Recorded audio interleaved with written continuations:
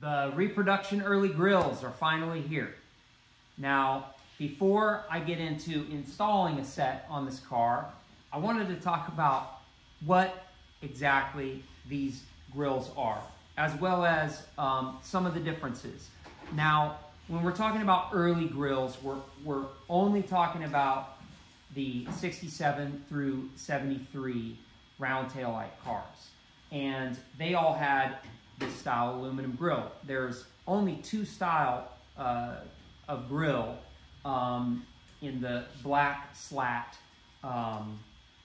version. Early cars were silver, all silver, and then in 71, they went to a black slat. Now, there's different production dates of when did they paint the slats black and when did they add the applied black louver, but we'll drill down through that a little later on. Right out of the gate, it makes sense to demystify the difference between the deep, what some call bucket or bezel, and shallow bucket or bezel. I have an example of both right here. And the shallow bezel grills only came on US market 1972 and 73 cars. Every Euro market car came with a deep bucket grill. And so the reproduction grill is, in fact, a deep bucket grill. It will fit on every single US market car, regardless of whether it had the deep or shallow bucket internal trim ring. You can use a trim ring off a later model car with the deep bucket and it will work as well. Every Euro market car came with the deep buckets. This car has the US market actual housing that mounts the lamp itself. And this car, as an example, has the Euro housing. This Euro housing is adjusted differently. It's made for a sealed beam lamp. This is designed for a deep bucket or bezel grill. And if you look from the side at both of these cars, they are both deep bezel or bucket and deep bezel or bucket.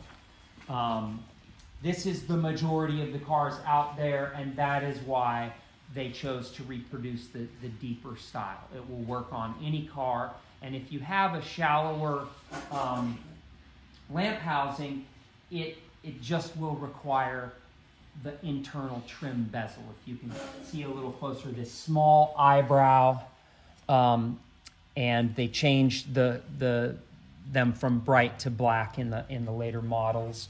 But that gives you quite a bit of the information right off the bat, and we'll get into more of the finite adjustment and finesse of installing them as well. Okay, before we get into installing a set of these grills, I have for comparison a new old stock BMW grill and kidney to look at side by side with the aftermarket MVP grill and kidney. Now, going over some of the things that I immediately saw in taking these out of the bag, they really nailed the anodized finish, the satin slats. The kidney is really spot on. I'm super happy with that. This part is made of very lightweight and flexible aluminum. Just shipping alone is a liability for it to potentially get out of whack. Even if I get a new old stock grill from the dealership, they never fit quite right into the nose and always require some finesse to get them to fit well. So as with that, the MVP grills, all of them had some little twists and tweaks. Now, I have chosen to look at every single one here before I send them out so that everyone has hopefully a good experience in installing them. And it's why I chose to make this video, so that I can give you any tips and tricks that I have in installing them, so that you get the best results as possible. So looking at the kidney grill, one thing, listening to the kidney grill, these always get loose. The slats kind of rattle around. They really tightened that up with this. However, the one thing that you can really tell the difference is where BMW uses a low temperature solder to solder this mounting stud on MVP, had pressed their stud in, but then they used an epoxy to hold the mounting plate in, which is not extremely attractive, although it feels really sturdy. And so other than the visual on that, you know, I don't have much to complain about. I think that the kidney is a really good representation. The side grills also have a similar bit of this epoxy holding this tab. It's a really tight area there that it mounts to. And this, ironically, they use like some kind of a hot glue to hold these slats on, and looks pretty ugly right from BMW. So the other little bits and pieces we'll probably get into more when we do the installation. This screw is very tight to the lower slat. That is one thing. It's really tight on the OEM grill, but just 1 millimeter less on this makes it a little harder to sneak that screw in there. So that's one thing that I kind of battled. Also, that tab was a little long, and every single one of these had the lowest most slat bent up a little bit, and I chose to cut that off so I could bend it flatter, and they were all perpendicular to each other, and made more sense there. So I think getting into doing the installation will show you a little more of the adjustments required, and that gives us a segue into the hardware that we're going to be using. These tabs are the correct hardware for the grills that go on like this with an M5 washer and nut. I could just dump this out. We are making the hardware kits as well, although it's taken a bit to reproduce these brackets. Next, we have stainless steel number 8 screws. There are 4 per side grill. And then on the corner behind the reflector, we have this little tab that gets this plastic grommet.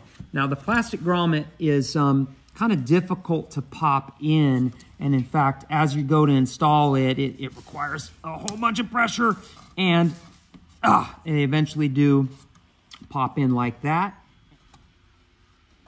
Once that's in, it will help you to aim this little stud in through the mounting hole in the corner of the inner fender structure. Then it will get this plastic thumb screw from the inside of the nose. We'll start with the kidney grill installation, and you always want to install the kidney first, because once the side grills are in, you won't have access to get in behind and put the hardware on this. Now, with the kidney, it is slightly wider at the top and tapers down at the bottom. It's difficult to see, but when you step back, you can really tell the difference, and you don't want to get that wrong. I like to do a test fit and see just how it fits before I get the hardware on, and you can see it's really rocking around because the curvature isn't quite right. And I can take this, and you want to be real delicate with it, but maybe push it on the table, and I can get a little bit more of a radius in it by pulling that down. Get another test fit. Huh. Not rocking around nearly as much. So whenever you're installing this, it does go over the top of the paint work, and if you have a freshly repainted car, you want to make sure that the paint has cured fully and you've done any cut and buff of the clear coat before you install this. I'll put the top hardware on, the bottom hardware on first, so that we have this holding the grill in place while we get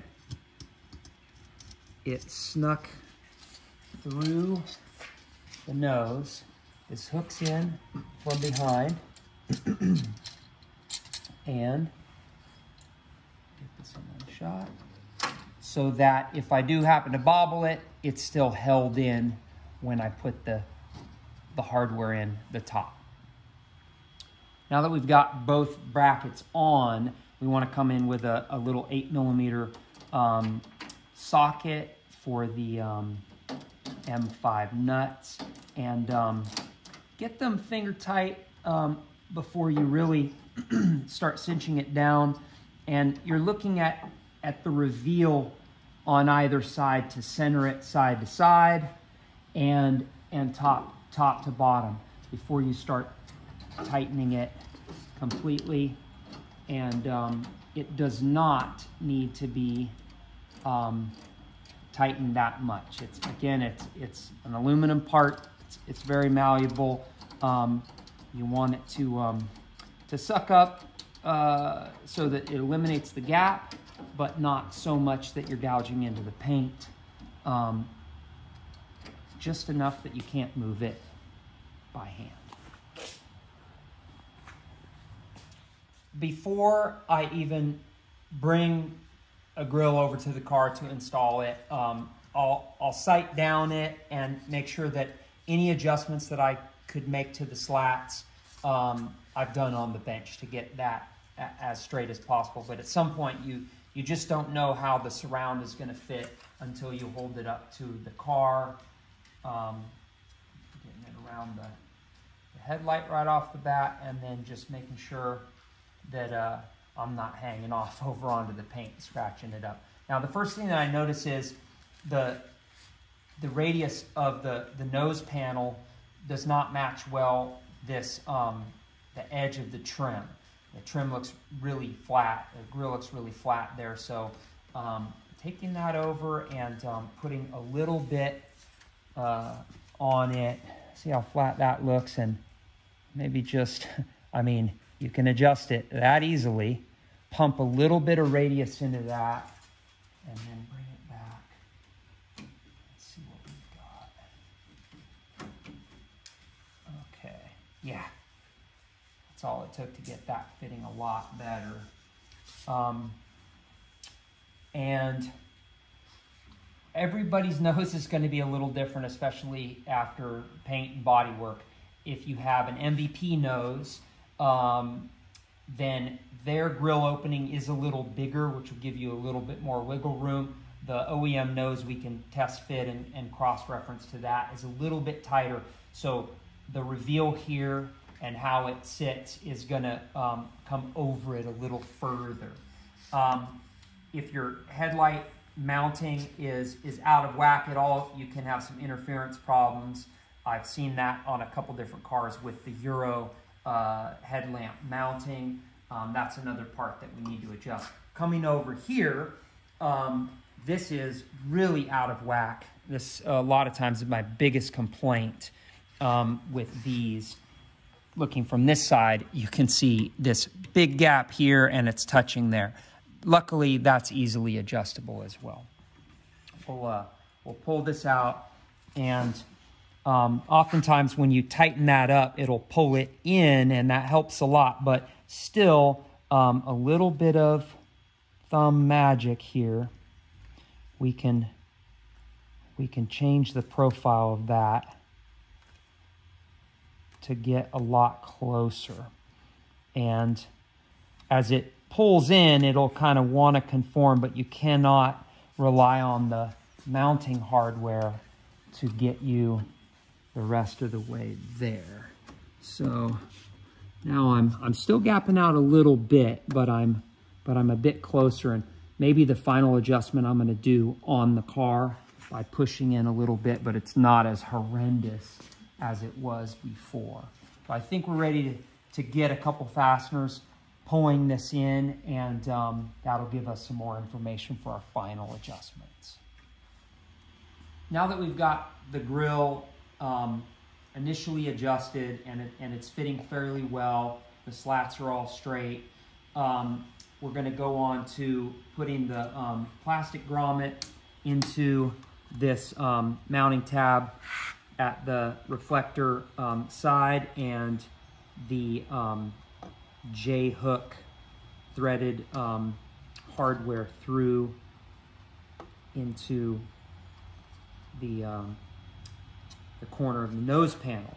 Now, before I get this through and set up to the nose, I want to point out the U-nut hardware that goes on these tabs that the 4 sheet metal screws will go into.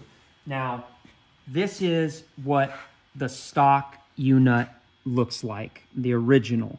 They're cut down. This is one that's provided by another aftermarket supplier, and it's incorrect for a few different reasons, but the edge of panel to center of hole dimension is wrong. So we've come up with one that is identical to original, although it has the tab complete to the end, and they do work. The tabs are a little longer. This nose has a mismatched set, but these are the ones that I'm sending out with these kits, and they do work. It's smart to look at that and know that if you're using the wrong U-nut, you can really have a rough time installing. The other thing that we noticed with these is the 2 bottom mounting locations vary in width a little bit, and so with that grill, when I tested it, it's pretty tight with these, but you may find results may vary in that you may have to pull the U-nut out and open up that hole larger so you can shift the mounting center in or out depending on how the grill fits on your car. Okay, we're ready to center this mounting stud into the hole in the corner of the nose, and basically getting our headlight ring in the right spot and sneaking that right into where it needs to be, and then just holding it because we'll get a couple screws in it before we open up the hood and get our hand through there. So you want to have sheet metal screw ready and a hand on this so we can get this started, just so the grill wants to stay in place while we... I always like to keep a little pick or awl around while doing these trim installations, so it can help me find the screw hole and center it. I can rock that around and really see where it wants to go, and then holding that in the right place before I come in with the hardware. And these lower ones are very tight in the clearance for the screw head to the slat above it. So you're really just trying to flex the slat a little bit up while you're sneaking the screw in. And once it gets close, we can move on to the next and tighten them up as we go. So I'm just gonna cinch up this stuff slowly and watching the reveal on each of them so I don't pull it one direction too far, and making sure it's not distorting the edge And before I pull this in with that thumb screw, I'm gonna look and see if I still have got a bit of a gap. I know that this is gonna pull it in, but that gap now I can push the rest of the way in to get a nice fit on this.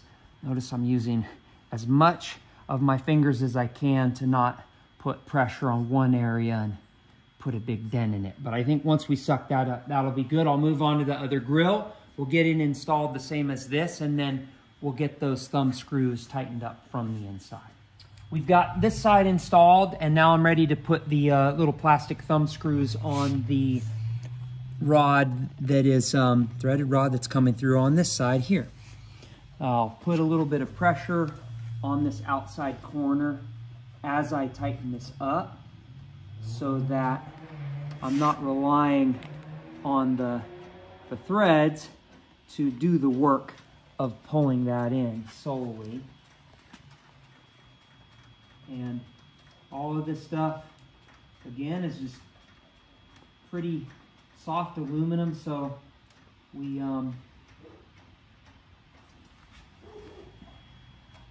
tighten to taste. That is fitting really nice on this side, and we're ready to crack a beer.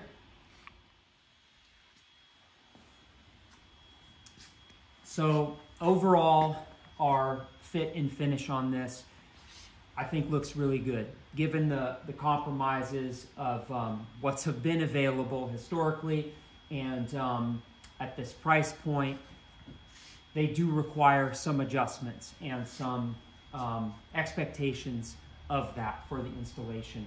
But for the most part, the look speaks for itself.